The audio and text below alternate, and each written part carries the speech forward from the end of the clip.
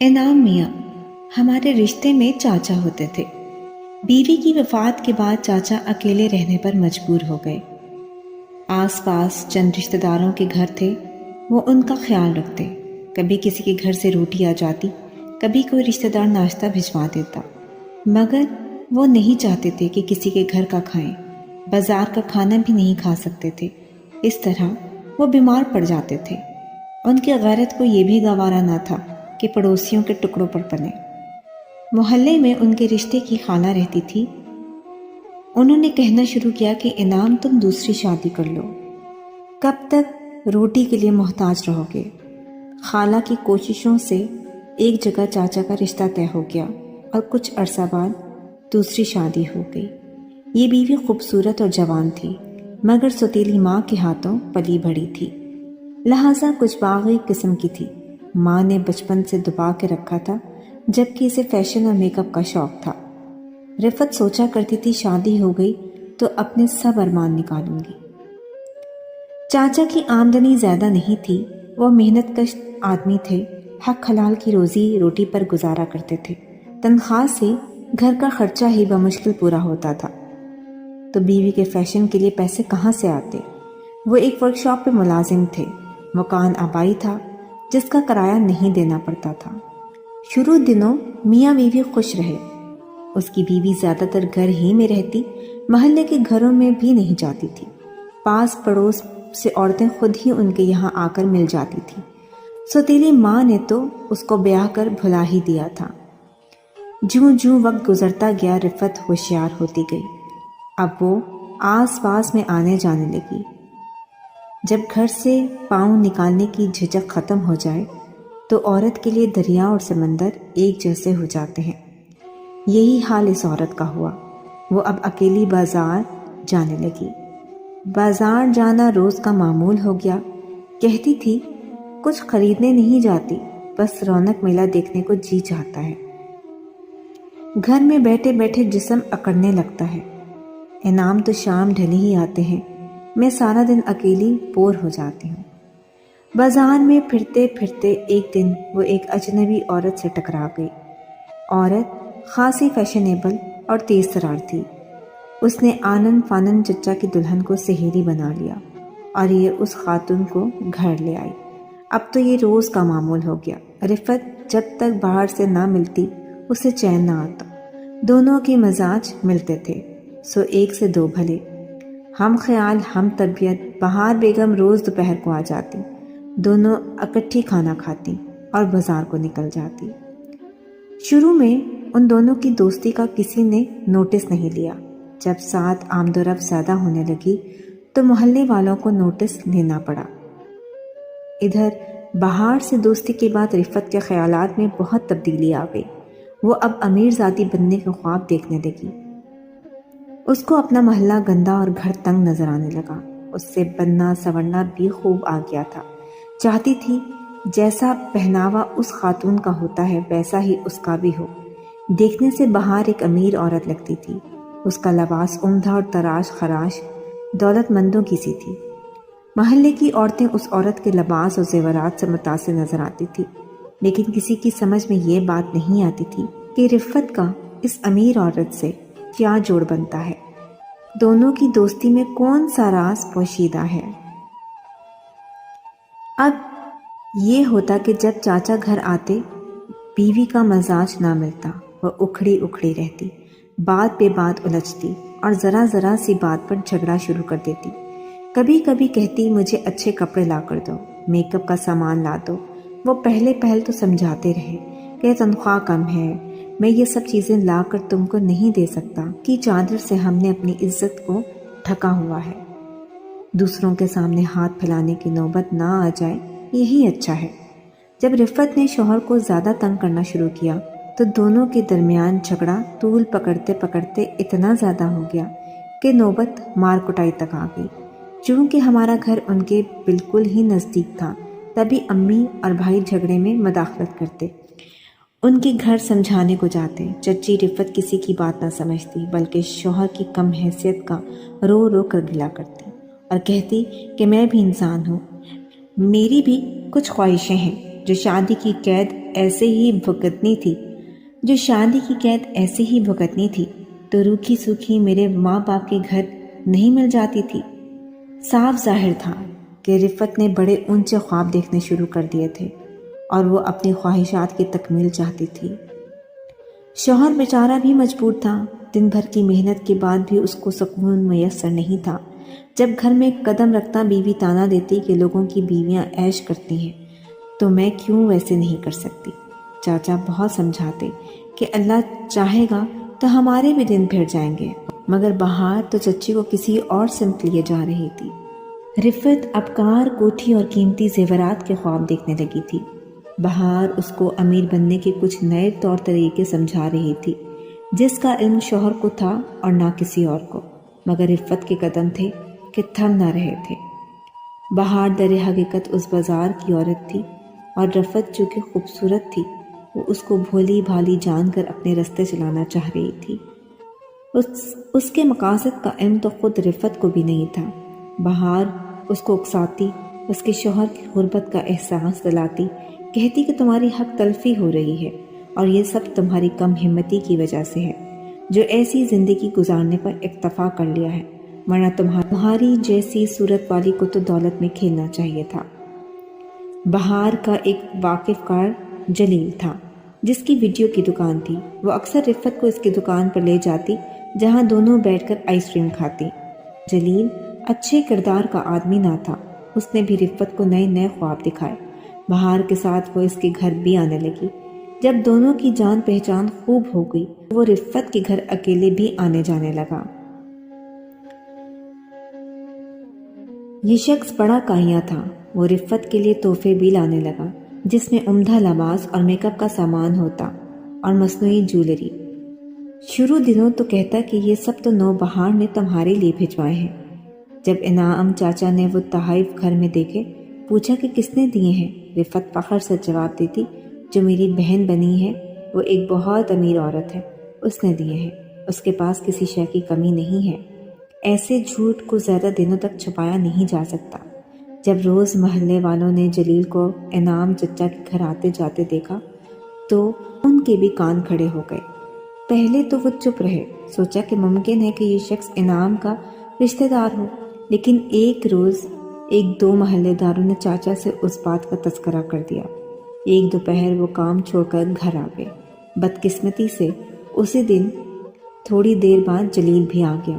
اس نے گیٹ بجایا، چاچا نے دروازہ کھولا۔ سامنے اجنبی کھڑا تھا۔ پوچھا کیوں آئے ہو؟ وہ بولا بہار نے بھیجا ہے، رفت سے اس کو کچھ کام ہے۔ چاچا نے جلیل کو اندر نہ آنے دیا اور بے عزت کر دیا، کہا جو کہنا ہے مجھ کو بتاؤ، میری بیوی کو کسی کا پیغام دینے کی ضرورت نہیں۔ اس کے بعد ان کی بیوی نے نیا پہلو بدلا۔ اب انعام چاچا کے جاتے ہی روزانہ تیار ہو کر جلیل کی دکان پر چلی جاتی اور تمام دن وہاں بیٹھی رہتی اور شوہر کے آنے سے پہلے گھر آ جاتی۔ یوں ہی دن گزرتے رہے۔ رفت کے فیشن اور اس کی خواہشات میں بھی اضافہ ہوتا گیا۔ کسی کو کانوں کان خبر نہ تھی کہ کس ڈگر پر چل پڑی ہے۔ ایک روز محلے کے دو بدماشوں نے رفت کو جلیل کی دکان پر بیٹھے دیکھ لیا۔ انہوں نے چچی کو کہا کہ اتنی دور آنے کی کیا ضرورت ہے، تمہاری جو ضرورتیں ہیں ہم پوری کر دیا کریں گے۔ اگلے دن یہ دونوں بدماش رفت کے دروازے پر پہنچ گئے۔ جو ہی دروازہ کھلا یہ بے دھڑک اندر گھس گئے۔ اس کے بعد دونوں رفت کو گھر آنے جانے لگے۔ انہوں نے اپنے اس مارکے کا تذکرہ ایک نوجوان دوست سے کیا جس کا نام جان عالم تھا۔ یہ بھی بدماش تھا لیکن چوہدری صاحب کا بیٹا تھا، لہٰذا باپ کی طرف سے کچھ عزت ملی ہوئی تھی۔ چاچا گھر میں نہ ہوتے تو چوہدری کا بیٹا بھی آ جاتا۔ اس شرط پر جان عالم سے دوستی کر لی تو وہ ان بدماشوں سے اس کی جان چھڑوا دے گا جو اس کو بلیک میل کر کے خدا جانے کہاں کہاں لے جانا چاہتے ہیں۔ جان عالم بااثر تھا، اس نے ان بدماشوں کو روک دیا کہ وہ رفت کا خیال چھوڑ دیں اور اس کے گھر نہ آیا کریں۔ یوں چودھری کے بیٹے عالم کی رفت سے گہری دوستی ہو گئی۔ وہ پیسے والا آدمی تھا۔ اس کی گاڑی پر بیٹھ کے رفت تمام شہر کی سیر کرتی، اچھے ہوٹلوں کا کھانا کھاتی، شاپنگ کرتی اور بہت خوش رہتی۔ جان عالم علاقے کے چودھری عنایت کا سب سے چھوٹا اور لاڈلا بیٹا تھا۔ وہ پڑھائی میں دلچسپی نہیں لیتا تھا، بلکہ چھوٹی عمر سے ہی غلط کاریوں میں پڑ گیا تھا۔ اس کے پاس روپے پیسے کی کمی نہ تھی۔ وہ بہت سے روپے رفت کو دے جاتا، اور جب سب لوگ دوپہر میں آرام کر رہے ہوتے تو وہ رفت کے گھر آ جاتا، کیونکہ وہ دن بھر گھر میں اکیلی ہی ہوتی تھی۔ محلے والے سارا معاملہ بھانپ چکے تھے، لیکن انہوں نے اس سر پھرے نوجوان کے منہ لگنا مناسب نہ جانا، اور محلے کے ایک بزرگ سے جا کر کہا کہ آپ انعام مستری کو جا کر خبر کر دیں کہ یہ ان کے گھر میں کیا ہو رہا ہے۔ اس بزرگ نے چاچا کو بلوایا اور کہا، بیٹا انعام، گھر کی حفاظت کیا کرو، روزگار میں اس قدر بھی مگن نہ ہو کہ گھر والے آزاد ہو جائے۔ بزرگ کی بات چاچا کی سمجھ میں آ گئی، پھر بھی پوچھ ہی لیا، بزرگوار آپ کیا چاہتے ہیں؟ یہ کہ کبھی کبھی اپنے سیٹ سے چھٹی لے کر دوپہر کو گھر کا چکر لگا لیا کروں۔ ٹھیک ہے تایا جی، میں آ جایا کروں گا۔ ایک روز اچانک دوپہر کو انعام گھر آ گئے۔ دیکھا کہ چودھری کا لڑکا ان کے گھر کا دروازہ کھول کر اندر جا رہا ہے۔ ان کی تو سٹی گم ہو گئی، کیونکہ جان عالم نے ان کے گھر میں داخل ہوتے ہی اندر سے دروازہ لاک کر دیا اور چاچا باہر کھڑے رہ گئے۔ اب وہ اندر کیسے جاتے؟ چند لمحے باہر کھڑے سوچتے رہے، تبھی سامنے والے دکاندار ان کے پاس آیا۔ یہ دبے قدموں چلتے مکان کی پچھلی جانب گئے اور اس دکاندار سے سیڑھی مانگ لی، اور اس دکان سے سیڑھی مانگ کر عقبی دیوار پر چڑھ گئے۔ پھر اسی طرح چھت پر پہنچے۔ جھانک کر دیکھا، زینے کا دروازہ بند تھا، مگر باورچی خانے کی کھڑکی کھلی تھی۔ انہوں نے چھت کی باؤنڈری سے لٹک کر باورچی خانے کی کھڑکی پر پاؤں لٹکائے اور کھڑکی سے پھسلتے ہوئے نیچے آ گئے۔ وہ بیڈ روم کی کھڑکی کی طرف گئے تو تھوڑی سی کھلی ہوئی باکی پر پردہ پڑا ہوا تھا۔ جھری سے جھانکا، بیوی اور چودھری کا سپوت دونوں کمرے میں تھے۔ کھڑکا محسوس کر کے ان کی بیوی باہر آ گئی۔ چاچا کھڑکی کی اوٹ میں ہو گئے۔ بیوی باورچی خانے میں گئی اور وہاں سے صحن سے ہوتی ہوئی بیرون دروازے دیکھنے چلی گئی، جو اندر سے بدستور بند ملا۔ دونوں کو بند پا کر اس نے اطمینان کا سانس لیا۔ اس اثنا میں انعام چاچا کھڑکی کے رستے باورچی خانے کے اندر گئے، وہاں سے برآمدے میں آ گئے اور پھر اسی رستے سے سامنے والے کمرے میں چلے گئے، جبکہ جان عالم دوسرے کمرے میں لیٹا ہوا تھا، جس کمرے میں چاچا تھے۔ وہاں سردائی گھوٹنے والا ڈنڈا پڑا ہوا تھا۔ انہوں نے وہی اٹھا لیا اور بیوی کے لوٹ آنے کے انتظار میں بت بنے دروازے کی اوٹ میں چھپ گئے۔ بیوی صحن سے گزرتی برآمدے کی طرف آنے کے بجائے باورچی خانے چلی گئی۔ وہ اب کچن کے دروازے کو بند کر رہی تھی اور اس کا محبوب برابر والے کمرے میں لیٹا ہوا تھا۔ کچن بند کر کے وہ اس کمرے کی طرف گئی جہاں جان عالم اس کا منتظر تھا۔ پاؤں کی چاپ سن کر وہ بولا، آ گئی ہو میری جان، کدھر چلی گئی تھی؟ یہ سن کر انعام چاچا کے تن بدن میں آگ لگ گئی۔ وہ دروازے کے پیچھے کھڑے تھے۔ ان کی بیوی کمرے کے اندر جا چکی تھی۔ جان عالم اوندھے منہ بستر پر لیٹا ہوا تھا۔ چاچا اور زیادہ برداشت نہ کر سکے تھے۔ برابر والے کمرے کے دروازے کے پیچھے سے نکل کر وہ بھی ان کے سروں پر آ گئے، دیوانہ وار ڈنڈے کو ان پر برسانے لگے۔ پہلے 2-3 بار جان عالم کو لگے، کیونکہ وہ اوندھا لیٹا تھا، اس لیے بروقت سر پر پڑنے والے وار نہ دیکھ سکتا تھا۔ ڈنڈے کی ضربات ایک کے بعد ایک اتنی تیزی سے پڑی کہ سیدھا ہونے کا اس کو موقع ہی نہ مل سکا۔ ضربات بھی اس قدر شدید کہ وہ اپنا سر تک نہ اٹھا سکا، جبکہ رفت خوف زدہ بھاگتی ہوئی دروازے سے باہر راہداری میں آ گئی۔ بیوی کو بھاگتے دیکھ کر انعام نے جان عالم کو چھوڑ دیا اور رفت کے پیچھے بھاگے، اسے برآمدے ہی میں جا لیا۔ وہ اس پر بھی ڈنڈے برسانے لگے، یہاں تک کہ ان کے قدموں میں گر گئی۔ وہ چلانے لگی کہ مت مارو، مجھے مت مارو، تم کو خدا کا واسطہ، مگر جوش غضب میں چاچا میاں کا ہاتھ نہ رکا، یہاں تک کہ رفت کا بھیجا باہر آ گیا۔ اس کے بعد انہوں نے مضطرب جان عالم کو بھی مار کر ہی دم لیا۔ انعام رحم دل اور کسی کو ستانے والے شخص قطعی نہ تھے اور نہایت بے ضرر قسم کا آدمی تھے۔ نہ جانے اس روز ان پر ایسی وحشت کیسے طاری ہو گئی کہ انہوں نے جنونی وار کر دیے اور آنن فانن 2 جانیں لے لیں۔ اس کے بعد وہ فوراً تھانے چلے گئے اور خود کو حوالہ پولیس کر دیا۔ پولیس نے لاشوں کو قبضے میں لیا، ان کا پوسٹ مارٹم ہوا اور جو قانونی کارروائی ہونا تھی وہ ہو گئی۔ کیس چلا۔ انعام چاچا کو 3 سال قید ہوئی۔ 3 سال بعد وہ رہا ہو گئے۔ اس کے بعد وہ پھر سے اپنے برباد گھر میں اکیلے ہی رہنے لگے۔ اس کو دوبارہ سے آباد کرنے کا سوچا بھی نہیں۔ کیوں کر سوچتے جبکہ وہ عورت ذات ہی سے نفرت کرنے لگے تھے۔ بعد میں بھی باوجود قاتل کہلانے کے انہوں نے بھی کسی کو نقصان نہ پہنچایا۔ تبھی محلے کے بچے، بوڑھے اور جوان بھی اب بھی ان کے ساتھ عزت سے پیش آتے تھے اور کوئی ان سے خوف نہیں کھاتا تھا۔